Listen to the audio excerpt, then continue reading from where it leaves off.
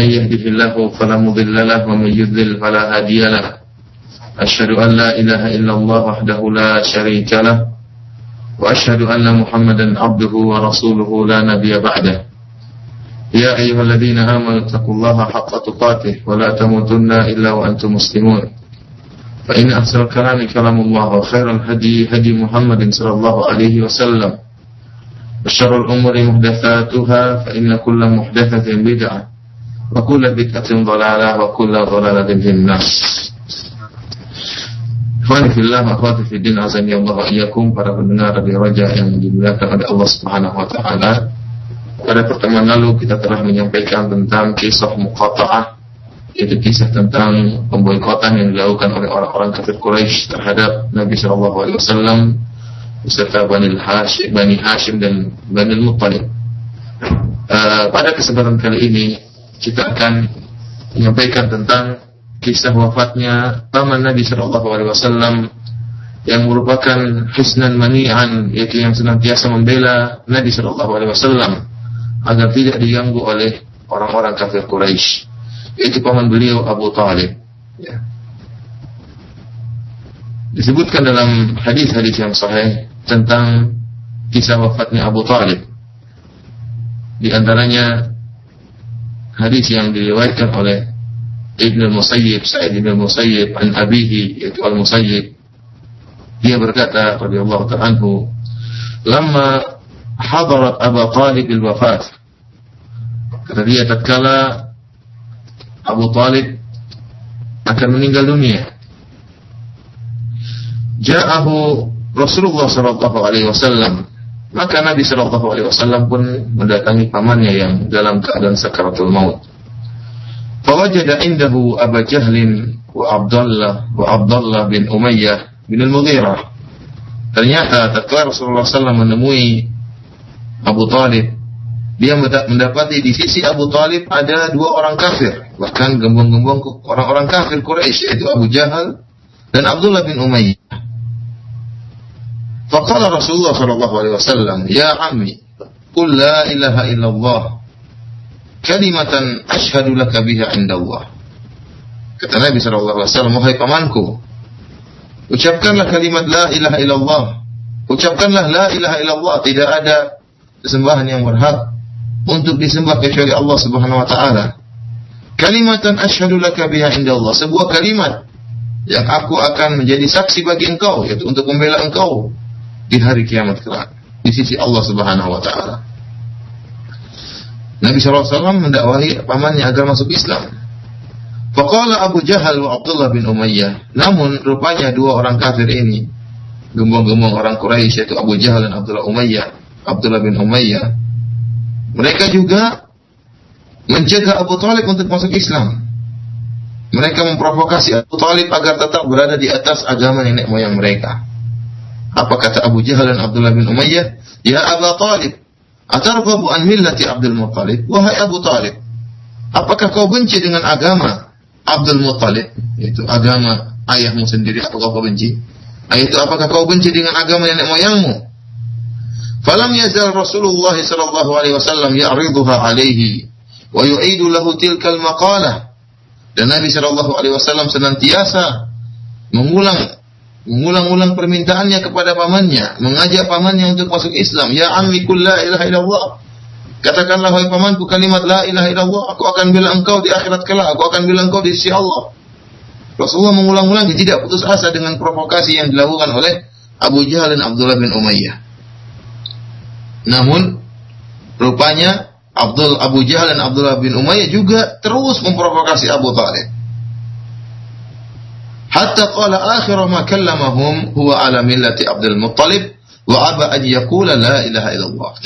Namun akhirnya, ya, apa yang terakhir diucapkan oleh Abu Talib, yaitu dia tetap berada di atas agama ayahnya Abdul Muttalib, berada di atas agama nenek moyangnya, dan dia enggan untuk mengucapkan la ilaha illallah. Maka Abu Talib pun meninggal dalam keadaan kafir. Faqala Rasulullah sallallahu alaihi wasallam, maka Rasulullah sallallahu alaihi wasallam pun berkata, "Ama wallahi la astaghfiranna laka ma lam unha ank." Kata dia, Demi Allah, kata Nabi sallallahu alaihi wasallam, demi Allah, aku benar-benar akan berdoa kepada Allah untuk mengampuni engkau wahai pamanku selama aku tidak dilarang. Fa anzalallahu ta'ala, maka Allah Subhanahu wa taala pun menegur Nabi sallallahu alaihi wasallam, menegur Nabi untuk tidak berdoa kepada Allah untuk meminta ampunkan kepada pamannya Abu Talib yang mati dalam keadaan kafir. Allah Subhanahu wa taala menurunkan firman-Nya, "Ma kana lin-nabi wal ladzina amanu ay yastaghfiru lil musyrikin walau kanu uli qurba min ba'di ma tabayyana lahum annahu ashabul jahim." Kata Allah Subhanahu wa taala, tidak pantas bagi nabi dan juga orang-orang yang beriman untuk beristighfar bagi orang-orang musyrikin, untuk meminta pengampunan bagi orang-orang musyrikin meskipun orang-orang musyrikin tersebut adalah karib kerabat mereka. Setelah jelas bagi Nabi sallallahu alaihi wasallam, setelah jelas bagi kaum mukminin bahwasanya karib kerabat mereka adalah ashabul jahim, adalah termasuk orang-orang yang masuk dalam neraka jahanam. Wa anzalallahu ta'ala fi Abi Talib, dan Allah Subhanahu wa taala menurunkan suatu ayat khusus buat Abu Talib, ya. Yaitu firman-Nya, "Innaka la tahdi man ahbabta, walakinnallaha yahdi man yasha, wa huwa a'lamu bil muhtadin." Allah Subhanahu wa taala berkata kepada Rasulullah, "Innaka la tahdi man ahbabta," wahai Muhammad, engkau tidak bisa beri petunjuk kepada orang yang kau cintai, yaitu pamanmu yang kau cintai. Kau tidak bisa beri petunjuk kepadanya. Walakinnallaha yahdi man yasha, akan tapi Allah Subhanahu wa taala beri petunjuk kepada siapa yang Allah kehendaki. Wa huwa a'lamu bil muhtadin, dan Allah lebih mengetahui mana orang-orang yang mendapatkan petunjuk. Demikianlah ya kisah meninggalnya Abu Talib, yang dimana Nabi sallallahu alaihi wasallam di akhir kesempatan terakhir Rasulullah SAW tidak putus asa. Rasulullah SAW tetap mendatangi pamannya meskipun tatkala beliau dalam keadaan sakaratul maut. Dan Rasulullah SAW mengingatkan kepada beliau Abu Talib untuk masuk ke dalam Islam, untuk meninggalkan agama moyangnya. Ya. Rasulullah SAW mengatakan, "Ya kami kul la ilaha illallah," wahai pamanku, katakanlah la ilaha illallah. Sebuah kalimatun uhaju laka biha indallah, sebuah kalimat yang aku akan bela engkau ya wahai pamanku di sisi Allah di akhirat kelak. Namun rupanya ada dua orang yang memprovokasi dan mencegah Abu Talib untuk masuk Islam, yaitu Abu Jahal dan Abdullah bin Umayyah. Di akhirnya Abu Talib pun meninggal dalam keadaan kafir. Disebut dalam riwayat yang lain, dalam sebuah hadis yang diriwayatkan oleh Abu Hurairah radhiyallahu taala anhu, sebagaimana termaktub dalam Sahih Muslim, ya. Tatkala Rasulullah SAW berkata kepada pamannya, "Qul la ilaha illallah asyhadu laka biha yaumal qiyamah." Kata Nabi SAW, "Wahai pamanku, katakanlah la ilaha illallah. Aku akan menjadi saksi bagi engkau dengan kalimat la ilaha illallah pada hari kiamat kelak." Apa kata pamannya? Apa kata Abu Talib? "Laula an tu'irani Quraisyun yaquluna innama hamalahu ala dhalik al-jaza' la aqrartu biha 'ainak." Kata pamannya, "Wahai Muhammad, wahai keponakanku, kalau bukan karena ya, orang-orang Quraisy akan mencelaku dan mengejekku dan menghinaku, akan mencelaku. Mereka akan berkata, sungguhnya Abu Talib itu masuk Islam karena sedih melihat keponakannya, karena gelisah melihat keponakannya yang terus minta Abu Talib masuk Islam. La aqrartu biha ainak." Kata pamannya, kalau bukan karena khawatir celaan orang-orang Quraisy, maka aku akan membuat pandanganmu senang wahai pamanku, wahai keponakanku. Artinya aku akan masuk Islam. Rupanya Abu Talib enggan masuk Islam, ya. Kenapa? Karena takut dicela oleh orang-orang kafir Quraisy. Maka Allah Subhanahu wa taala pun menurunkan firman-Nya, "Innaka la tahdi man ahbabta, walakinnallaha yahdi man yasha." Sungguhnya engkau Muhammad tidak akan bisa beri petunjuk kepada orang yang kau cintai, akan tapi Allah memberi petunjuk kepada siapa yang Dia kehendaki. Abu Talib disebutkan dalam hadis-hadis yang sahih disiksa dalam api neraka. Disiksa dalam api neraka. Meskipun siksaan yang ditimpa oleh Abu Talib sangatlah ringan, bahkan dia adalah orang yang paling ringan siksaannya dalam api neraka. Dalam satu hadis ya, dari paman Nabi Al-Abbas bin Abdul Muttalib, saudara kandungnya Abu Talib, paman Nabi yang lain Al-Abbas. Al-Abbas paman Nabi sallallahu alaihi wasallam paman Nabi pernah berkata kepada Nabi, annahu qala lin Nabi, dia bertanya kepada Nabi, "Ma aghnaita an ammik fa innahu qad kana yahutuka wa yughdibu laka wa yadhbubu laka."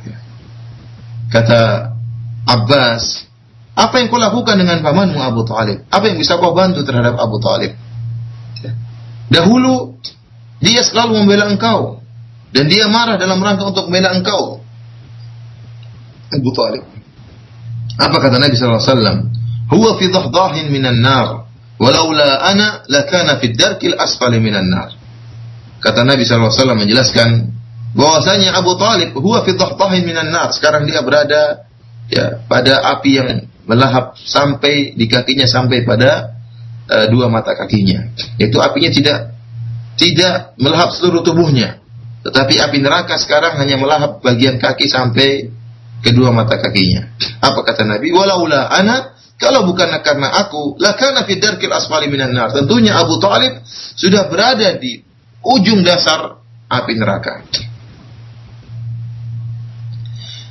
Dari Abdullah bin Abbas radhiyallahu ta'ala anhuma, Rasulullah sallallahu alaihi wasallam juga pernah bersabda, ahwanu ahli nar adaban Abu Talib, wa huwa munta'ilun bin na'laini yaghli minhuma dimaghuhu. Kata Nabi sallallahu alaihi wasallam, hadis ini riwayat Imam Bukhari, penduduk neraka yang paling ringan azabnya adalah Abu Talib. Wa huwa munta'ilun bin na'lain. Bagaimana siksaan yang paling ringan ini? Yaitu Abu Talib menggunakan dua sendal, yaitu dari api neraka, yaghli minhuma dimaghuhu. Yang tatkala dia memakai dua sendal dari api neraka tersebut, ternyata panas yang sangat luar biasa sehingga membuat otaknya mendidih. Ini azab yang paling ringan yang dialami oleh penduduk neraka, yaitu dialami oleh Abu Talib. Oleh karena ikhwani fillah wa fiddin azanillahu iyyakum, ya. Sebenarnya seluruh orang kafir semuanya fi darkil asfali minan nar. Seluruhnya berada di neraka dasar yang paling bawah. Akan tapi Rasulullah SAW memberi syafaat, dan ini khusus syafaat Nabi SAW kepada Abu Talib, yaitu dia berdoa kepada Allah Subhanahu wa taala, minta kepada Allah Subhanahu wa taala agar meringankan azab Abu Talib. Dan Abu Talib tidak bisa diselamatkan dari api neraka, tetap harus diazab. Akan tapi Allah Subhanahu wa taala meringankan azabnya karena permintaan Rasulullah SAW. Oleh karenanya Nabi berkata, laula ana, kalau bukan karena aku, yaitu karena doaku, permintaanku kepada Allah, lakana fid darkil asfali minan nar. Kalau bukan karena permintaanku kepada Allah, tentunya Abu Talib sudah berada di neraka yang paling dasar. Akan tapi Rasulullah SAW berdoa kepada Allah sehingga Abu Talib pun disiksa dengan siksaan yang paling ringan dalam azab neraka, yaitu ada api yang mengenai bagian kakinya bagian bawah hanya sampai mata kakinya, namun otaknya sampai mendidih karena saking panasnya api neraka. Para pendengar radio yang dimuliakan oleh Allah Subhanahu wa taala, disebutkan oleh ahli sirah, di antaranya dikuatkan oleh Al-Hafidz Ibnu Hajar rahimahullah, bahwasanya Abu Talib meninggal pada tahun 10 dari kenabian Nabi sallallahu alaihi wasallam. Sejak Nabi sallallahu alaihi wasallam diangkat menjadi nabi, maka Abu Talib meninggal pada tahun ke-10. Dan tatkala itu umur beliau 80 sekian, lebih dari 80 tahun, meninggal tatkala berumur 80 tahun lebih. Dan semasa hidupnya, ya, Abu Talib senantiasa membela Nabi sallallahu alaihi wasallam. Dan setiap ada orang yang berusaha mengganggu Nabi, menyakiti Nabi, senantiasa dilawan oleh Abu Talib. Akan tapi, meskipun dia senantiasa membela keponakannya Rasulullah sallallahu alaihi wasallam, akan tapi dia meninggal di atas agama nenek moyangnya, itu di atas agama kesyirikan. Oleh karena ikhwani fillah wa fiddin azanillahu iyyakum, kisah yang menakjubkan ini, ya, tentang wafatnya Abu Talib, kita akan berusaha mengambil beberapa faedah dari kisah ini. Ya, di antaranya ikhwani fillah wa fiddin azanillahu iyyakum, bagaimana agungnya kalimat la ilaha illallah, ya. Kalimat, ya, tauhid, bahwasanya tidak ada yang berhak untuk disembah kecuali Allah Subhanahu wa taala. Suatu kalimat yang Rasulullah SAW menjanjikan kepada pamannya, jika engkau berkata mengucapkan kalimat ini, wahai pamanku, aku akan bela engkau di akhirat kelak. Dan kita tahu bahwasanya yang menjadi patokan adalah innamal a'mal bil khawatim, amalan-amalan tergantung dari akhirnya. Perhatikan Abu Talib. Abu Talib ini hidup dalam keadaan kekafiran, tidak pernah bertauhid, selalu di atas kekafiran. Namun di akhir hayatnya Rasulullah Shallallahu Alaihi Wasallam mengajak dia untuk masuk Islam. Seandainya Abu Thalib masuk Islam, seandainya Abu Thalib mengucapkan la ilaha illallah, tentunya akan bermanfaat bagi dia. Dia meninggal meskipun hanya bisa mengucapkan la ilaha illallah, tidak ada amalan yang lain di akhir hayatnya. Dia meninggal dunia dalam keadaan Islam, maka akan dibela oleh Rasulullah SAW di akhirat kelak. Ini menunjukkan bagaimana keutamaan kalimat la ilaha illallah. Namun kenyataannya Abu Thalib tidak mau mengucapkan la ilaha illallah. Dia tidak mau. Kenapa? Karena Abu Thalib tahu konsekuensi dari la ilaha illallah. Jika dia mengucapkan la ilaha illallah, berarti dia harus meninggalkan sesembahan-sembahan nenek moyang dia. Dia tidak mau mengucapkan la ilaha illallah. Dan kalau dia meninggalkan sembahan nenek moyangnya, maka dia akan dicela oleh orang kafir Quraisy. Dan dia tidak mau dicela oleh orang kafir Quraisy. Oleh karenanya, sebagaimana pernah kita jelaskan, bahwasanya orang-orang kafir Quraisy mereka juga mengenal Allah. Mereka juga menyembah Allah. Lihatlah di antara orang-orang yang memprovokasi ya, Abu Thalib untuk tetap berada di atas kesyirikan, Abu Jahal dan Abdullah bin Umayyah. Abdullah bin Umayyah namanya hamba Allah. Abdullah, namun dia dalam keadaan syirik dan bahkan mengajak Abu Thalib untuk berada di atas kesyirikan. Dan terlalu banyak dalil yang menunjukkan bahwasanya orang-orang kafir Quraisy dahulu percaya dan beriman kepada Allah. Di antaranya seperti kita sebutkan pada kisah yang lalu, bagaimana Abu Jahal bersepakat dengan orang-orang kafir Quraisy untuk membuat perjanjian dalam rangka memboikot Nabi dan Bani Hashim dan Bani Muttalib. Dan mereka menulis perjanjian tersebut di sebuah sahifah, di sebuah lembaran, kemudian mereka masukkan dalam Ka'bah. Mereka bersumpah atas nama Allah, ditulis nama Allah di situ. Dengan nama Allah kita bersumpah untuk memboikot Muhammad dan para pengikutnya. Mereka bersumpah dengan nama Allah untuk melakukan kesyirikan, untuk melakukan kekufuran. Oleh karenanya orang-orang kafir Quraisy dahulu mereka juga berhaji, ya. Mereka juga mengagungkan Ka'bah. Dan sejak zaman dulu mereka demikian karena masih ada sisa-sisa ajaran Nabi Ibrahim alaihissalam, akan tapi sudah diselewengkan dan dipenuhi dengan kesyirikan dan kebid'ahan. Dan orang-orang kafir Quraisy paham, jika mereka mengucapkan la ilaha illallah, maka mereka harus meninggalkan sembahan-sembahan mereka. Oleh karena mereka enggan mengucapkan la ilaha illallah. Mereka mengatakan aja'alal alihata ilahan wahida, in hadza la syai'un ujab. Kata mereka, apakah si Muhammad itu ingin sembahan-sembahan kami menjadi satu sembahan saja? Hanya Allah saja yang kita sembah. Ini perkara yang aneh, kata mereka. Sehingga mereka meskipun diseru oleh Nabi untuk bertauhid, untuk mengucapkan la ilaha illallah, mereka tidak mau. Ya. Padahal sangatlah mudah lisan mereka untuk mengucapkan la ilaha illallah. La ilaha illallah kalimat yang sangat mudah untuk diucapkan. Namun konsekuensinya sangat berat dan itu dipahami oleh orang-orang kafir Quraisy. Oleh karenanya banyak ulama mengingatkan, ya, sebagian kaum muslimin yang terjerumus dalam kesyirikan, tawaf di kuburan, menyembah para wali, berdoa kepada para wali, mereka tidak paham tentang la ilaha illallah. Abu Jahal dan pengikutnya lebih paham tentang la ilaha illallah daripada sebagian kaum muslimin yang terjerumus dalam kesyirikan di zaman kita sekarang ini. Oleh karenanya sungguh aneh jika kita dapati sebagian kaum muslimin tawaf di kuburan, minta kepada penghuni kubur, minta kepada berdoa kepada para wali, tunduk kepada para wali, menyerahkan ibadah kepada manusia, lantas mereka mengucapkan la ilaha illallah. Bahkan tatkala mereka sedang tawaf di kuburan, mereka mengucapkan la ilaha illallah. Kenapa? Karena mereka tidak paham konsekuensi dari la ilaha illallah. Bahwasanya la ilaha illallah mengharuskan mereka untuk meninggalkan segala pengagungan dan segala peribadatan kecuali hanya untuk Allah Subhanahu wa ta'ala. Ini di antara faedah yang bisa kita ambil dari kisah wafatnya Abu Thalib ini. Kemudian sebagaimana pernah ana singgung juga bahwasanya di antara hikmah Allah Subhanahu wa ta'ala, Allah menjadikan Abu Thalib tetap dalam keadaan kafir meskipun dia senantiasa membela Rasulullah sallallahu alaihi wasallam. Kenapa? Kalau seandainya Abu Thalib masuk Islam, ya. Kalau dia masuk Islam tatkala diseru oleh Nabi sallallahu alaihi wasallam untuk masuk Islam dan dia masuk Islam di masa kehidupannya, maka orang-orang kafir Quraisy tidak akan pandang lagi Abu Thalib dan mereka akan berani untuk mengganggu Nabi. Mereka akan berani menyakiti Rasulullah sallallahu alaihi wasallam. Namun kondisi Abu Thalib yang tetap dalam keadaan kafir, ini membuat orang-orang kafir Quraisy tetap segan dan menghormati Abu Thalib. Sehingga mereka tidak berani mengganggu Nabi sallallahu alaihi wasallam karena ada Abu Thalib. Inilah hikmahnya kenapa Abu Thalib tetap dalam keadaan kafir sehingga tetap bisa menjaga Rasulullah sallallahu alaihi wasallam. Kita perhatikan juga di sini bagaimana semangatnya Nabi Shallallahu Alaihi Wasallam untuk mendakwahi pamannya. Sampai di kesempatan terakhir Rasulullah SAW tetap datang. Rasulullah SAW tetap mengingat jasa-jasa pamannya, ya meskipun pamannya dalam keadaan kafir. Dan pamannya merupakan Abu Talib, merupakan orang terdekat kepada Nabi Shallallahu Alaihi Wasallam, karib kerabat yang terdekat. Pamannya langsung.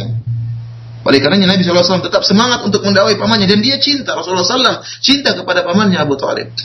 Sehingga Rasulullah SAW meskipun di akhir sakaratul maut pamannya, Rasulullah SAW tetap datang mendakwahi pamannya agar masuk Islam.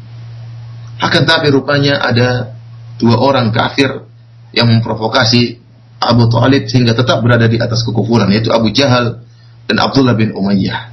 Dari sini, para pendengar Radio Roja yang dimuliakan Allah Subhanahu wa taala, hendaknya kita berhati-hati dari teman-teman yang buruk. Karena sebagaimana perkataan pepatah as-sahibu sahib, pepatah Arab mengatakan as-sahibu sahib, bahwasanya namanya sahabat itu akan menarik. Seorang kalau bergaul dengan temannya, dia mesti menarik temannya tersebut agar bisa semodel dengan dia. Demikianlah kondisi yang ada. Teman-teman itu akan menarik temannya yang lain agar bisa sama dengan dia, agar bisa terus langgeng persahabatan di antara mereka. Oleh karenanya Allah Subhanahu wa taala mengingatkan akan bahayanya teman yang buruk dalam firman-Nya dalam surat Al-Furqan, wa yauma ya'addu adh-dhalimu 'ala yadayhi yaqulu ya laitani ittakhadtu ma'ar rasuli sabila ya wailata laitani lam attakhidh fulanan khalila laqad adallani 'anil dzikri ba'da idh ja'ani wa kana syaitanu lil insani khadula. Hari di mana tatkala orang berbuat zalim menggigit tangannya, kedua tangannya, yaitu menunjukkan penyesalan. Yaqulu ya laitani, dia berkata, ya laitani ittakhadtu ma'ar rasuli sabila. Kenapa dahulu aku tidak mengikuti jalannya Rasulullah? Ya wailata laitani attakhidh fulanan khalila. Sungguh celaka bagiku, kenapa aku dahulu tidak meninggalkan si fulan? Kenapa aku biarkan dia menjadi sahabatku? Menjadi khalilku, menjadi sahabatku. Laqad adallani 'ani dzikri. Sahabatku itu telah membuat aku tersesatkan dari ingatan Allah Subhanahu wa taala. Ba'da idh ja'ani, padahal peringatan Allah telah datang kepadaku, namun sahabatku yang buruk tadi telah menjauhkan aku dari peringatan Allah. Wa kana syaitanu lil insani khadula. Dan demikianlah syaitan ya berkhianat terhadap manusia. Oleh karenanya para ibu-ibu sekalian, para bapak-bapak sekalian, hati-hati dengan teman-teman yang bergaul dengan anak-anak bapak-bapak sekalian ya. Ya, karena teman sangat berpengaruh. Jika anak kita tumbuh dalam keadaan saleh, ya jangan sampai dia bergaul dengan orang yang tidak benar, orang yang tidak beres. Karena pergaulan sangat mempengaruhi dan bisa merubah kehidupan anak kita ya dalam waktu yang sekejap. Oleh karenanya kita juga harus benar-benar mempunyai filter dalam memilih teman-teman buat anak-anak. Kalau ada teman-teman datang ke rumah kita, teman anak-anak kita cek bagaimana teman-teman tersebut, jangan sampai teman-teman anak-anak kita mempengaruhi anak-anak kita sehingga akhirnya rusak seperti mereka. Ikhwani fillah akhwati fid din, azani Allah wa iyyakum. Kisah ini juga menjelaskan akan bahayanya taklid terhadap adat nenek moyang. Kita lihat di sini bahwasanya Abu Jahal dan Abdullah bin Umayyah tidaklah dia memprovokasi Abu Talib kecuali dengan mengingatkan nenek moyangnya. Makanya mereka berkata, atarghabu ya Abu Talib, atarghabu an millati Abdul Muttalib. Wahai Abu Talib, apakah engkau benci dengan agama nenek moyangmu Abdul Muttalib, agama Abdul Muttalib? Ini yang membuat hati Abu Talib bergerak dan tetap untuk berada di atas kesyirikan. Karena diingatkan dengan adat nenek moyangnya, diingatkan dengan agama bapaknya Abdul Muttalib, sehingga akhirnya Abu Talib berada tetap di atas kesyirikan. Dan inilah yang menjadikan orang-orang kafir Quraisy enggan untuk masuk Islam. Tatkala Rasulullah SAW mengatakan, "Qulu la ilaha illallah tuflihun." Wahai orang-orang Quraisy, katakanlah la ilaha illallah, kalian akan beruntung. Rasulullah SAW dakwahkan tauhid kepada mereka. Mereka mengatakan apa? Bal qalu inna wajadna aba'ana ala ummah wa inna ala atharihim muhtadun. Kata mereka, kami mendapati nenek moyang kami, bapak-bapak kami, kakek-kakek kami di atas suatu agama, wa inna ala atharihim muhtadun, dan kami akan mengikuti agama nenek moyang kami. Inilah yang menyebabkan sebab terbesar menyebabkan orang-orang kafir Quraisy enggan untuk mengucapkan la ilaha illallah karena nenek moyang mereka berada di atas kesyirikan dan mereka tidak ingin keluar dari agama nenek moyang mereka. Oleh karenanya Rasulullah SAW tatkala mendakwahkan Islam maka Rasulullah SAW dijuluki dengan Sabi'. Sabi' itu artinya orang yang keluar dari adat nenek moyang mereka. Dan ini di antara satu celaan gelar yang sangat mereka sering sebutkan kepada Nabi. Bahkan setiap orang yang keluar dari Islam dikatakan Sabi', di antaranya Umar bin Khattab. Setiap orang yang masuk Islam dikatakan Sabi'. Umar bin Khattab radhiyallahu ta'ala tatkala masuk Islam dikatakan Sabi'. Orang yang keluar dari agama nenek moyang mereka. Sehingga kalau sudah seorang dituduh dengan Sabi', Nabi Muhammad dituduh dengan Sabi', Umar dituduh dengan Sabi', akan menjadikan orang-orang kafir Quraisy yang lain enggan untuk masuk Islam. Karena kalau ada di antara mereka yang masuk Islam akan dituduh Sabi', yaitu orang yang telah keluar dari garis nenek moyang mereka. Karena mereka tahu kalau mereka keluar dari agama nenek moyang mereka, mereka akan dicela oleh yang lainnya. Demikian juga Abu Talib. Kata Abu Talib dia ngaku sendiri. Laula an tu'irani Quraisy, kata dia. Aku khawatir orang-orang Quraisy akan mencelaku kalau aku meninggalkan agama nenek moyangku. Oleh karenanya pengaruh adat yang sudah berjalan sangat luar biasa. Dan ini diingat oleh Ibnu Qayyim rahimahullah dalam Madarijus Salikin. Kata dia tidak ada yang lebih memberi kemudaratan kepada seorang hamba kecuali adat yang bukan. Karena seorang jika sudah terbiasa dengan adat yang diwarisi turun-temurun, dia berusaha untuk meninggalkan adat tadi sangat sulit. Pertama, dia sendiri sudah terbiasa dengan adat tersebut. Yang kedua, kalau dia meninggalkan adat tersebut maka akan dicela oleh orang kampungnya. Dan ini berat. Seorang tidak mau untuk dicela. Seorang tidak mau ingin menyelisih adat masyarakat. Ini yang kenyataannya juga membuat banyak orang enggan untuk mengenal sunnah. Tatkala dia melihat sunnah itu suatu ajaran yang asing, dia sudah bayangkan kalau saya ikut sunnah tersebut, saya akan aneh. Dan saya akan ditinggal oleh masyarakat, saya akan dicela oleh masyarakat. Dan dia tidak punya kesabaran untuk berada di sunnah. Dan tidak punya kesabaran kalau dicela oleh masyarakat, tidak mau dicela oleh masyarakat. Sehingga akhirnya membuat dia tetap berada di atas kesalahan. Lebih memilih adat masyarakat daripada memilih sunnah kebenaran. Kemudian faedah yang lain bisa kita ambil dari kisah ini. Ketahuilah ikhwani fillah azani Allah wa iyyakum bahwasanya hidayah adalah di tangan Allah Subhanahu wa taala. Betapapun seorang berusaha untuk berdakwah dan untuk menjelaskan, namun hidayah yang memberi petunjuk kepada hati seorang hanyalah Allah Subhanahu wa taala. Rasulullah sallallahu alaihi wasallam adalah orang yang paling bisa memberi petunjuk kepada kebenaran. Yang paling bisa menjelaskan kebenaran itu Rasulullah sallallahu alaihi wasallam. Rasulullah sallallahu alaihi wasallam memiliki akhlak yang sangat mulia. Rasulullah SAW sangat fasih dalam bahasa Arab, sangat pandai untuk menjelaskan. Rasulullah SAW sangat lembut dalam menjelaskan, dengan niat yang sangat tulus menjelaskan. Semua sebab-sebab yang bisa menarik orang dalam hidayah, dalam kebenaran dimiliki oleh Nabi SAW. Akhlak yang mulia, lisan yang sangat baik, pintar dalam bahasa Arab, sangat pintar dalam menjelaskan, namun ternyata tidak bisa memberi petunjuk kepada Abu Talib. Dan Allah Subhanahu wa taala telah memuji Nabi sallallahu alaihi wasallam dalam Al-Qur'an. Kata Allah Subhanahu wa taala, "Wa innaka latahdi ila siratim mustaqim."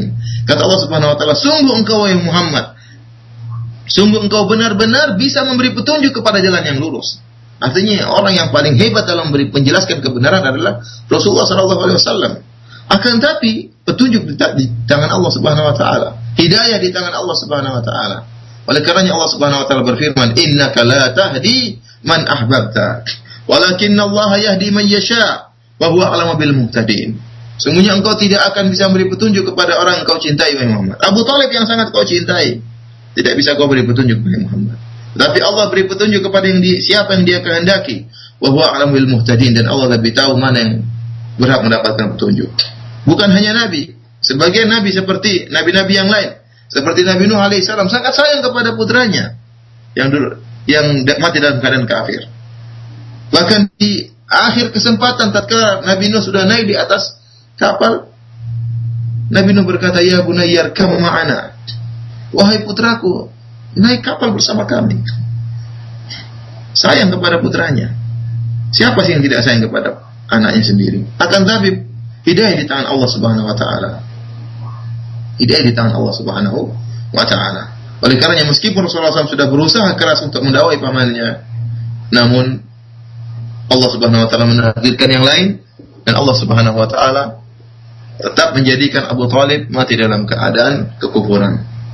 Oleh karenanya ikhwani fil akhwati fid din azani Allah iyyakum, bisa jadi kita pingin karib kerabat yang terdekat dengan kita untuk mendapatkan hidayah, untuk mengenal sunnah, dan kita berusaha semaksimal mungkin, namun terkadang Allah Subhanahu wa taala berkehendak yang lain, dan seluruh keputusan Allah Subhanahu wa taala di baliknya ada hikmah yang kita tahu atau kita tidak tahu. Yang jelas kita senantiasa berhusnudzon kepada Allah Subhanahu wa taala atas segala keputusan Allah Subhanahu wa taala. Ikhwani fillah wa fiddin azani Allah iyyakum. Di antara faedah yang bisa kita ambil dari kisah ini, kita diingatkan bahwasanya betapa pedih azab neraka. Sangatlah pedih azab yang dialami oleh para penduduk neraka. Kalau azab yang paling ringan dalam neraka itu azab yang dialami oleh Abu Thalib, yang dia yanta'lu bina'lain, dia hanya memakai 2 sendal dari api neraka, yaghli dimaguhu, yang menyebabkan otaknya mendidih. Ini azab yang paling ringan. Ikhwani fil akhwati fid din azani Allah iyyakum. Bagaimana dengan azab yang paling berat? Kalau azab yang paling ringan sudah seperti ini, siapa yang kuat untuk masuk dalam api neraka? Tidak ada yang kuat. Oleh karena kita berdoa kepada Allah Subhanahu wa taala untuk senantiasa menjauhkan kita dari api neraka. Allahumma ajirna minan nar. Ya Allah, selamatkanlah kami dari azab neraka, dari azab yang sangat pedih. Wa qina adzaban nar. Jagalah kami dari terjerumus dalam dahsyatnya dan pedihnya azab api neraka. Faedah yang lain ikhwani fillah wa fiddin azani Allah wa iyyakum, ya. Sebagaimana tadi telah saya isyaratkan bahwasanya seorang yang sadar di akhir hayatnya maka diterima oleh Allah. Seorang yang bertobat di akhir hayatnya maka diterima oleh Allah Subhanahu wa taala. Selama dia belum berada, nyawanya belum di kerongkongan. Ya. Kalau nyawanya sudah di kerongkongan, sudah melihat kematian di hadapannya, maka taubatnya tidak akan diterima. Allah Subhanahu wa taala berfirman, "Wa laisatit taubatu lil ladzina ya'maluna sayyi'at hatta idza hadara ahadahumul maut qala inni tubtu al-an." Kata Allah Subhanahu wa taala, dan bukanlah taubat bagi orang-orang yang melakukan keburukan, melakukan kemaksiatan, hatta idza hadara ahadahumul maut, tatkala maut sudah hadir di hadapan mereka, qala inni tubtu al-an. Lantas dia berkata, sekarang saya bertobat. Tidak mungkin. Tidak akan diterima oleh Allah Subhanahu wa taala. Dalam hadis Rasulullah SAW mengatakan, "Innallaha yaqbalu taubatal 'abdi ma lam yugharghir." Allah Subhanahu wa taala menerima taubat seorang sebelum nyawanya di kerongkongannya. Artinya, meskipun dia bertaubat tidak akan diterima oleh Allah Subhanahu wa taala. Atau maut sudah di hadapan dia, kemudian dia bertobat kepada Allah, tidak diterima oleh Allah Subhanahu wa taala karena kesempatan sudah lewat. Demikian juga Fir'aun laknatullah alaih. Tatkala adrakahul gharaqu qala amantu annahu la ilaha illa alladhi amanat bihi banu Israil wa ana minal muslimin. Tatkala Fir'aun akan tenggelam, ditenggelamkan oleh Allah Subhanahu wa taala. Maut sudah di hadapan dia, ombak sudah di hadapan dia. Tinggal menenggelamkan dia, dia mengatakan, "Aku beriman bahwasanya tidak ada Tuhan yang berhak untuk disembah kecuali Tuhannya Bani Israel." Itu kecuali Allah. Aku beriman, aku bertauhid. Tidak ada yang berhak untuk disembah kecuali Allah Subhanahu wa taala. Wa ana minal muslimin, dan aku termasuk orang-orang yang Islam. Apa kata Allah? Al-an wa qad asaita qabl wa kunta minal mufsidin. Sekarang baru bertobat Fir'aun, ya, padahal sebelumnya termasuk orang-orang yang merusak. Allah tidak terima taubatnya. Kenapa? Karena maut sudah di hadapan matanya. Adapun kalau sebelum itu, sebelum Fir'aun masuk ke dalam lautan, dia bertobat, maka akan diterima oleh Allah Subhanahu wa taala. Abu Thalib juga demikian. Tatkala dia sakit, Rasulullah SAW datangi, ya. Sudah ada tanda-tanda kematian, namun belum sakaratul maut, belum maut di hadapannya, belum. Masih bisa bicara, masih bisa bernapas dengan tenang. Rasulullah SAW mengajak dia untuk masuk Islam. Namun dia enggan, akhirnya tatkala datanglah sakaratul maut dan meninggal dunia, sudah selesai. Ya, tidak mungkin lagi dia bertobat dan mati dalam keadaan kekufuran.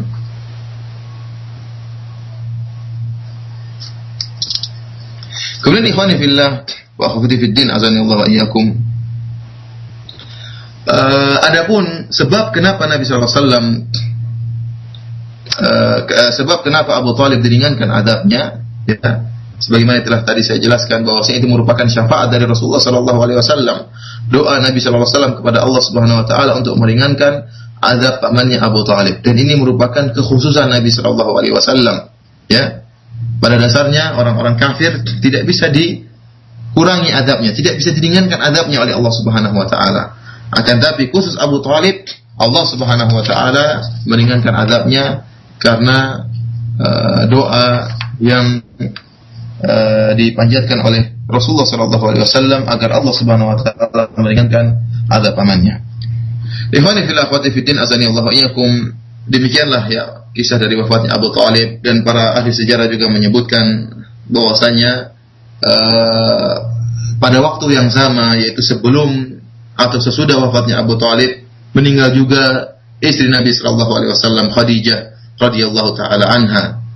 Istri yang sangat dicintai oleh Rasulullah sallallahu alaihi wasallam, yang Rasulullah sallallahu jalani kehidupan sangat mesra dan bahagia bersama istrinya Khadijah radhiyallahu taala anha. Yang kita ketahui bersama bahwasanya Khadijah radhiyallahu taala anha senantiasa membantu Nabi sallallahu alaihi wasallam dengan hartanya, dengan seluruh hartanya, dan senantiasa menjadi penenang bagi Nabi sallallahu alaihi wasallam jika Nabi sallallahu alaihi wasallam menghadapi kesulitan.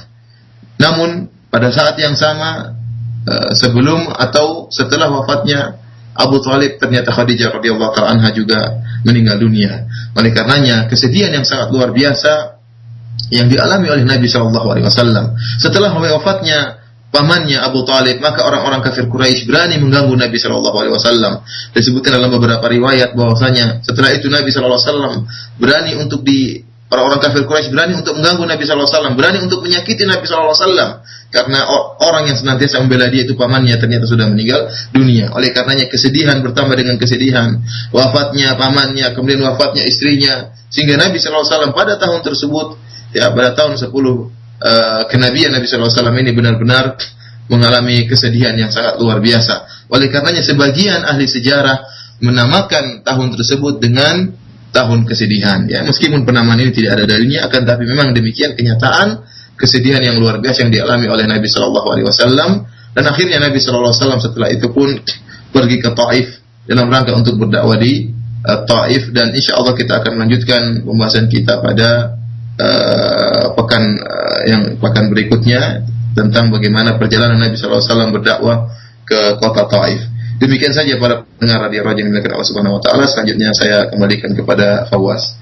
Nah, jazakallah khairan atas materi dan pembahasan yang disampaikan oleh Al-Ustaz Abu Abdul Muhsin Firanda hafizahullah dari pembahasan Sirah Nabawiyah Sahihah, dan kita simak tadi pembahasan dari wafatnya paman Nabi Abi Thalib, dan semoga bermanfaat tadi beberapa faedah yang bisa kita petik dan kita ambil dari peristiwa ini. Dan ikhwatal Islam dimanapun Anda berada, selanjutnya kami akan berikan kesempatan untuk Anda yang akan bertanya secara langsung. Anda bisa hubungi kami di 0218236543. Dan sudah ada penelpon di kesempatan siang hari ini, kita angkat saja dan kami persilakan. Halo.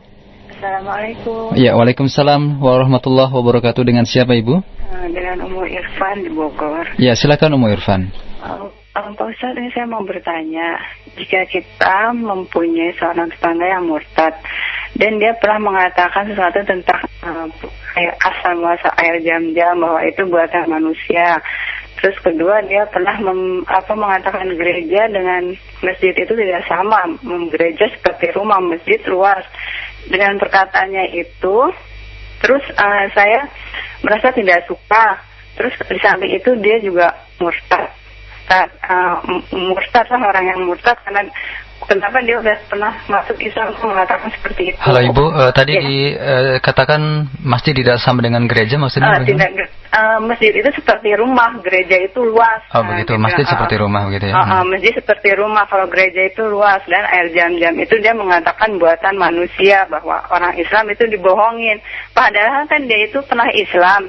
Jadi semenjak perkataan itu saya tidak pernah lagi menegur sapanya dengan cara mendiamkan. Bolehkah jika kita mendiamkan selamanya Gitu. Seperti Baik, itu. terima kasih Ibu. Ya, assalamualaikum. Nah, waalaikumsalam warahmatullahi wabarakatuh. Mungkin bisa diterima dengan jelas, Ustaz. Baik, kami angkat dan kami sampaikan kembali pertanyaannya ya Ustaz. Ibu tadi menjelaskan bahwasannya ada tetangganya yang murtad, yang kemudian menyampaikan beberapa syubhat, diantaranya adalah Ka'bah dan Zam-Zam adalah buatan manusia dan Muslim dibohongi dalam hal ini. Kemudian disampaikan pula bahwa masjid seperti rumah, sedangkan tempat ibadah mereka luas begitu. Dan ibu ini bersikap untuk mendiamkan orang yang murtad ini, yang dulunya Islam kemudian kafir, dan tidak berbicara kepadanya sampai saat ini. Jadi pertanyaan ibu tadi adalah bagaimana hukum dari perbuatan saya untuk mendiamkan dia, karena begitu banyak perkataannya yang menyakiti kita sebagai muslim. Jazakallah khairan ya Ustaz. Apa yang dilakukan oleh ibu itu sudah benar ya. Kalau ibu merasa bahwasanya bergaul dengan orang tadi tidak bermanfaat, bahkan dia hanya mengucapkan kalimat-kalimat yang isinya syubhat dan menyakiti hati ibu, maka tidak perlu bergaul dengan orang seperti ini. Ya, cari teman-teman yang bermanfaat ya. Orang seperti ini dijauhi saja dan tidak usah didengar perkataannya. Terkadang orang seperti ini orang murtad ya, yang hatinya penuh dengan penyakit ya. Dia ingin menularkan penyakitnya tersebut kepada kaum muslimin.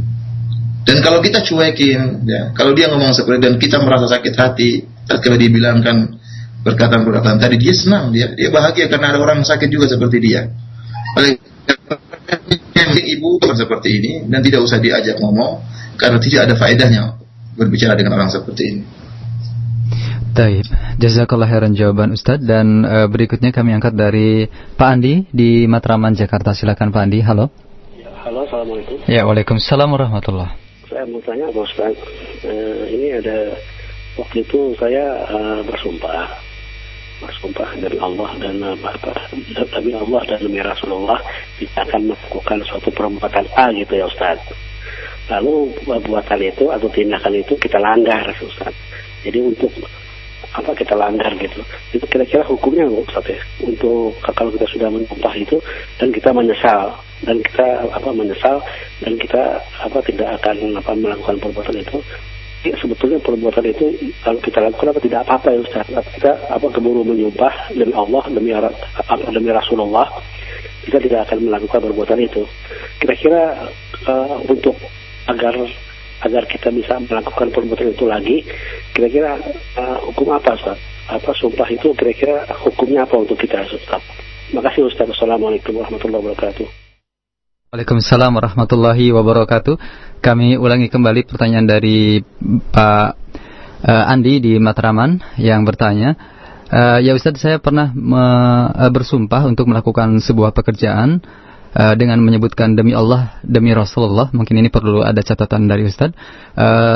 Kemudian karena satu dan lain hal belum terselenggara atau belum dilakukan sumpah tersebut, bagaimanakah hukumnya dan apakah yang harus kami lakukan untuk menebus sumpah tersebut? Jazakallah khairan. Silakan Ustaz.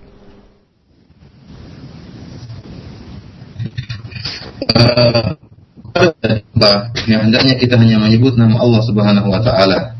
Ya, tidak boleh kita bersumpah dengan makhluk ya, tidak boleh kita bersumpah dengan makhluk apapun juga.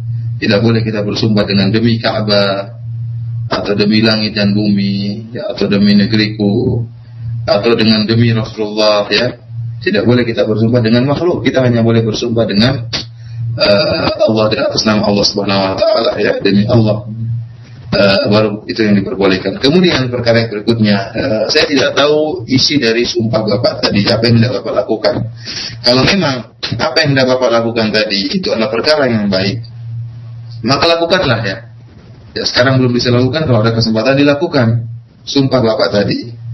Akan tapi jika ternyata sumpah yang ingin Bapak lakukan tadi ternyata perkara yang buruk ya, maka jangan dilakukan. Ya.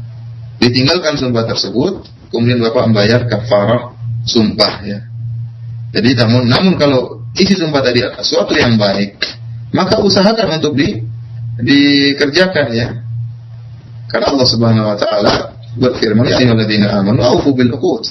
Ya, orang yang beriman maka penuhilah ya perjanjian kalian ya. Ya, kalau kita sudah punya janji, usahakan untuk kita penuhi. Yufuna bin nadri. Ya, Allah Subhanahu wa taala juga memuji orang-orang yang menjalankan nadar mereka, karena di antara nadar adalah salah satu bentuk dari sumpah untuk melaksanakan sesuatu. Namun jika ternyata isi dari sumpah tadi tidak bagus, maka hendaknya ditinggalkan dan dibayar dengan kafarah. Atau ternyata Bapak tidak mampu meskipun isinya baik, namun tidak mampu untuk melaksanakannya, ya dengan bayar kafarah. Allah ta'ala misal. Nah, jazakallah khairan jawaban Ustaz. Dan berikutnya kami angkat pertanyaan yang datang dari Ummu Azka di Surabaya. Kami persilakan. Halo. Halo, Assalamualaikum. Ya, waalaikumsalam warahmatullah. Ya, saya langsung saja dengan pertanyaan saya ya. Bagaimana supaya kita tidak cepat berputus asa dari rahmat Allah, karena kita sering naik turunnya iman itu membuat kita bimbang dan gundah ya. Kalau ada masalah, kok begini sih rasanya, kok nggak yang lain aja cobaannya, seperti itu. Terima kasih. Assalamualaikum. Nah, waalaikumsalam warahmatullahi wabarakatuh. Bisa didengar dengan baik, Ustaz? Taib. Mohon maaf, kami akan coba kembali mengulangi pertanyaan dari Ummu Azka. Ustaz, bagaimanakah agar istiqomah dan tidak merasa berputus asa dari rahmat Allah Subhanahu wa taala, karena begitu banyak ujian dan cobaan yang menimpa kita dan naik turunnya iman yang sering kita alami. Jazakallah khairan ya Ustaz. Ummu yang bertanya, Ummu Azka ya. Tanya, iman memang benar naik dan turun, dan itu merupakan akidah Ahlussunnah, bahwasanya iman seorang akan naik dan turun. Jadi masalah tatkala iman kita turun. Tatkala iman kita turun ya. Pertama yang kita lakukan, berusaha untuk tidak meninggalkan perkara-perkara yang wajib. Mungkin terkadang kita malas melakukan perkara-perkara yang sunnah. Biasanya melaksanakan sholat rawatib misalnya. Suatu saat iman lagi turun. Entah karena pernah sesuatu yang kita lakukan, atau karena kondisi yang kita lakukan, atau karena besarnya fitnah yang ada di hadapan kita, iman kita lagi turun. Tatkala iman kita lagi turun, jangan sampai kita meninggalkan modal utama kita, yaitu perkara-perkara yang wajib. Sholat 5 waktu jangan kita tinggalkan. Pegang itu. Jangan sampai ada satu kewajiban yang kita tinggalkan. Ini termasuk benteng yang bisa membentengi kita agar bisa mengembalikan naiknya iman kita. Kalau ternyata kita juga tidak mampu untuk menjaga kewajiban-kewajiban yang harusnya kita lakukan, ya, sehingga tidak terjerumus dalam kemaksiatan, ya, maka segera kita bertobat kepada Allah Subhanahu wa taala. Jangan tunda-tunda. Jangan tunda-tunda tobat kita, karena semakin terkadang kalau kita semakin menunda tobat kita akan semakin jauh. Dan kalau iman kita sudah semakin sangat turun, sulit untuk dinaikkan kembali. Oleh karena jika seorang sudah terjerumus dalam kemaksiatan apa saja, langsung dia bertobat kepada Allah Subhanahu wa taala, yakin bahwasanya Rabb-nya Allah Subhanahu wa taala Maha mengampuni tobat.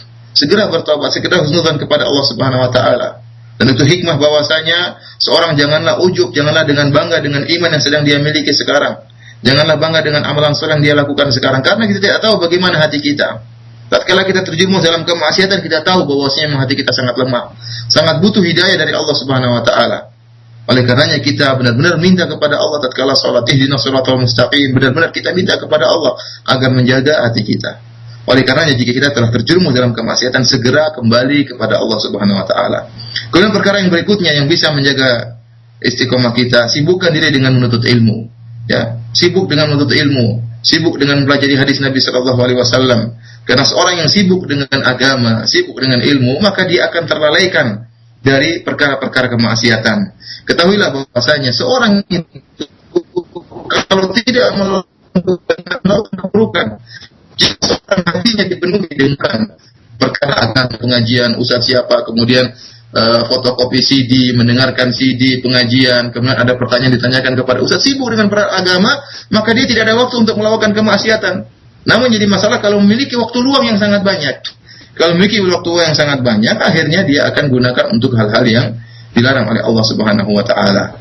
Dan ya jangan lupa untuk senantiasa berdoa kepada Allah untuk menjaga hati ibu. Allah taala alam bisawab. Taib, jazakallah khairan jawaban yang Ustaz telah sampaikan. Berikut kami angkat pertanyaan yang datang dari pesan singkat yang sudah kami terima untuk di kesempatan siang hari ini. Yang pertama, barakallahu fikum ya Ustaz, bagaimanakah hukumnya apabila atau sahkah apabila ada orang kafir yang masuk ke dalam Islam tetapi motivasinya karena dia mau menikah atau mencintai orang Islam yang akan dinikahinya. Demikian Ustaz dari pendengar kita, jazakallah khairan jawabannya. Ikhwani billah azanillahu iyyakum, kita hanya dituntut untuk menilai yang zahir. Bagaimana zahir orang tersebut? Dan kita menghukumi orang tersebut juga dengan zahir, ya. Rasulullah sallallahu alaihi wasallam tatkala di zaman beliau tahu ada orang-orang munafik. Dan Rasulullah SAW tahu mereka juga sholat bersama Nabi sallallahu alaihi wasallam, bahkan di masjid. Mereka sholat berjamaah bersama Nabi kecuali sholat Isya dan sholat subuh, karena malam mereka tidak datang. Ya, makanya Rasulullah mengatakan athqalus shalawat 'alal munafiqin. Salat yang paling berat bagi orang-orang munafik yaitu salat Isya dan salat subuh. Ya. Namun salat yang lain, salat zuhur, ya, salat asar, salat maghrib, mereka hadir bersama Nabi, salat bersama Nabi. Dan Rasulullah SAW tidak munafik, namun Rasulullah SAW tetap memperlakukan mereka sesuai dengan zahir yang mereka tampakkan. Oleh karenanya jika ada seorang kafir yang dia masuk Islam padahal niatnya tidak beres, ya, niatnya hanya untuk karena seorang wanita. Kalau kita ditanya bagaimana hukumnya orang tadi, kita katakan di hadapan kita dia orang Islam. Tapi di hadapan Allah yang tahu. Di hadapan kita Islam akan tapi ikhwani fillah wa fiddin azanillahu iyyakum, tentunya para wali-wali, para orang tua ya, tatkala ingin menikahkan putrinya dengan seorang yang berjanji akan masuk Islam, tentunya mereka harus juga berhati-hati. Karena melihat kejadian banyak yang terjadi, kenyataan yang ada sebagian orang-orang kafir, ya, mereka menikahi sebagian wanita-wanita muslimah dalam rangka bukan untuk masuk Islam, tapi sebaliknya untuk menggeret atau menarik wanita muslimah tersebut ke dalam agama kekafiran. Oleh karenanya kembali kepada wali sang wanita untuk benar-benar berhati-hati tatkala memilihkan suami bagi putrinya, ya. Dan bisa jadi memang ada orang kafir yang benar-benar ingin masuk Islam tulus, ya. Tentunya yang lebih bisa mengira-ngira orang ini tulus atau tidak, bagaimana kemaslahatannya adalah wali wanita muslimah tersebut sendiri. Allah taala alam bisawab. Taib, jazakallah khairan jawaban Ustaz. Dan berikut kami angkat dari pertanyaan pesan singkat kembali dari saudara Adi di New York yang bertanya. Ini kembali ke pembahasan yang telah lewat di pekan kemarin mengenai peristiwa di boikotnya Bani Hashim dan Bani Abdul Muttalib. Yang jadi pertanyaan Akh Adi yang berada di New York saat ini, bagaimanakah muamalah dari para sahabat radhiyallahu anhum ajmain saat itu dengan orang-orang kafir Quraisy? Demikian Ustaz, jazakallah khairan jawabannya. Kita katakan bahwasanya tidak ada riwayat yang sampai kepada kita tentang bagaimana perlakuan para sahabat terhadap orang-orang kafir Quraisy. Yang sampai kepada yang ada para sahabat berusaha membantu Nabi SAW. Para sahabat yang di luar dari Bani Muttalib dan Bani Hashim tetap berusaha sallallahu alaihi wasallam dengan membawakan keperluan bagi Nabi SAW dan Bani Hashim dan Bani Muttalib. Itu usaha yang mereka lakukan. Tentunya mereka tidak setuju dengan perbuatan orang-orang kafir Quraisy. Namun apakah dengan mengadakan perlawanan atau dengan tentunya yang zahirnya tidak ada pertentangan berupa peperangan antara sahabat-sahabat yang lain dengan orang-orang kafir Quraisy tatkala itu. Mengingat tatkala itu memang kaum muslimin sangat sedikit, ya. Kaum muslimin sangat sedikit dan sahabat masih dalam keadaan jumlah yang sedikit. Kekuatan kaum muslimin sangatlah lemah. Oleh karena yang bisa mereka lakukan hanyalah dengan membantu membawakan makanan bagi Nabi SAW dan orang-orang yang diboikot oleh orang-orang kafir Quraisy. Wallahu ta'ala a'lam bishawab. Jazakallah khairan jawabannya. Kemudian kami angkat pertanyaan dari saudara Hendra melalui pesan singkat kembali. Ustaz tadi menjelaskan bahwasannya Abu Thalib diringankan dari azab neraka karena doa Nabi sallallahu alaihi wasallam. Yang jadi pertanyaan beliau, bukankah syariat Islam menjelaskan bahwa tidak membolehkan atau mendoakan orang-orang kafir? Mohon penjelasannya dari hal ini, Ustaz. Jelas bahwasanya ayatnya jelas ya. Ma kana lin-nabi wal ladzina amanu ayastaghfiru lil musyrikin walau kanu uli qurba, sebagaimana tadi telah saya jelaskan. Nabi ditegur dengan ayat ini. Rasulullah SAW tatkala tahu pamannya meninggal dalam keadaan kafir, kata Nabi SAW, wallahi la astaghfiranna laka ma lam unha anka. Kata Nabi SAW, demi Allah aku akan berdoa kepada Allah agar mengampuni dosa-dosamu wahai pamanku selama aku tidak dilarang. Ya, selama aku tidak dilarang. Ternyata Allah melarang dengan firman-Nya, tidak pantas bagi Nabi dan orang-orang yang beriman untuk meminta ampunkan bagi orang-orang musyrikin meskipun mereka karib kerabat. Ya, setelah jelas bagi kaum muslimin, orang-orang mukmin bahwasanya karib kerabat mereka tadi termasuk penduduk neraka. Oleh karenanya tidak boleh seorang berdoa kepada Allah agar mengampuni dosa seorang kafir, tidak boleh. Dan ayat dalam Al-Quran juga sudah menjelaskan bahwasanya orang-orang kafir dasarnya tidak bisa diringankan azabnya. Para ulama menyebutkan keumuman ayat yang ada itu dikhususkan dengan hadis ini. Oleh karenanya syafaat Nabi kepada Abu Thalib ini merupakan kekhususan Nabi Shallallahu Alaihi Wasallam. Tidak boleh dilakukan oleh orang yang lain karena ada hadis-hadis yang sahih ya dari Ibnu Abbas dan juga dari Abbas ya Ibnu Muttalib ya bahwasanya Rasulullah Sallallahu Alaihi Wasallam mengatakan laula ana lakana fid darkil asfali minan nar. Kalau bukan karena saya, itu karena doaku ya atau karena permintaanku kepada Allah, tentunya Abu Thalib sudah berada di neraka yang paling dasar. Oleh karenanya kita katakan hukum tetap berlaku, tidak boleh meminta ampun kepada orang-orang kafir ya, akan tapi ini merupakan kekhususan Nabi sallallahu alaihi wasallam. Wallahu ta'ala alam bissawab. Jazakallahu khairan jawaban Ustaz, dan berikut kami angkat pertanyaan, dan ini adalah pertanyaan terakhir kita untuk siang hari ini ya Ustaz, dari pendengar kita di Aceh yang bertanya. Ya, halo Ustaz. Baik, kami angkat pertanyaan dari saudara kita di Aceh yang bertanya, Ustaz, apakah tercantum dalil dari kekafiran Abi Thalib di dalam Al-Quranul Karim sebagaimana Abi Lahab yang ada secara khusus Allah Subhanahu wa taala jelaskan di dalam Al-Quranul Karim tentang kekafirannya? Jazakallahu khairan ya Ustaz. Kalau yang dimaksud dengan penyebutan nama Abu Thalib kafir di Al-Quran, tidak ada penyebutan nama tersebut ya. Sebagaimana Abu Lahab, tabbat yada Abi Lahab ya, celaka kedua tangan Abu Lahab. Ini nas tegas dengan menyebutkan nama Abu Lahab bahwasanya dia masuk dalam api neraka, mati dalam keadaan kafir.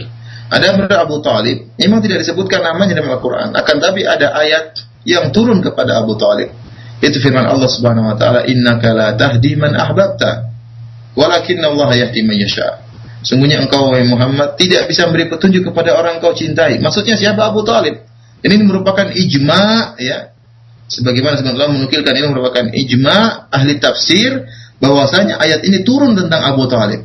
Firman Allah, sungguhnya engkau tidak bisa beri petunjuk kepada yang engkau orang kau cintai. Ayat ini ijma turun tentang Abu Thalib. Oleh karena kita sebutkan, kita katakan bahwa dalam Al-Quran juga ada nas, ada dalil bahwasanya Abu Thalib mati dalam keadaan kafir. Itu tadi innaka la tahdi man ahbabta. Ya, dikaitkan dengan hadis-hadis yang diriwayatkan oleh Imam Bukhari dan Imam Muslim tentang tafsir dari ayat ini, dan ini merupakan ijma kesepakatan seluruh ahli tafsir bahwasanya ayat ini turun kepada Abu Thalib. Demikianlah ikhwani fillah wa fiddin azani Allah wa yakum, para pendengar radio Raja yang dimuliakan Allah Subhanahu wa taala, apa yang bisa kita sampaikan ya dari kemudahan yang Allah berikan kepada kita pada kesempatan kali ini, ya semoga apa yang kita sampaikan bermanfaat. Kurang dan lebihnya anak mohon maaf. Wabillahi taufiq wal hidayah. Assalamualaikum warahmatullahi wabarakatuh.